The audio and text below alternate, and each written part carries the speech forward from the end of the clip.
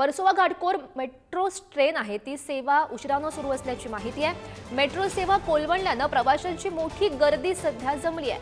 घाटकोपर स्थानकावर प्रवाशांची मोठी गर्दी बघायला मिळते। तर तांत्रिक बिघाडामुळे मोनोरेलची वाहतूक सुद्धा सध्या खोळंबल्याचं बघायला मिळत आहे। वर्सोवा घाटकोपर मेट्रो ट्रेन या उशिरानं सुरू आहेत। त्या दरम्यानची आपण ही दृश्य बघू शकतोय।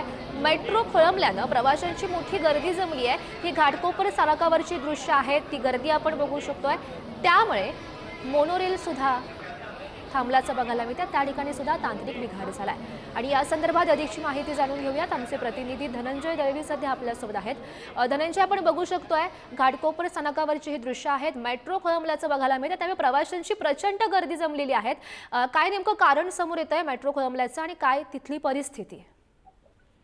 जर आपण पाहिलं तर सकाळी 8:43 जे आहे ते ट्रेनला वेग जो आहे तो गाठताना ती सेवेतून मागे घ्यावी लागली आणि त्याच कारणाने जो उशीर आहे मेट्रो सेवेला झालेला पाहायला मिळाला। मात्र या सगळ्या 15 ते 20 मिनिटाच्या मेट्रोच्या खोळंबल्यामुळे प्रवाशांची मोठी गर्दी ही घाटकोपर मेट्रो स्थानकात झालेली पाहायला मिळाली।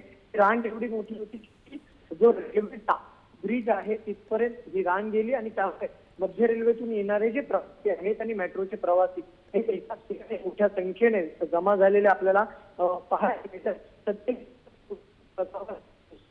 आलेली आहे। तर दुसरीकडे जर आपण पाहिलं तर तांत्रिक बिघाड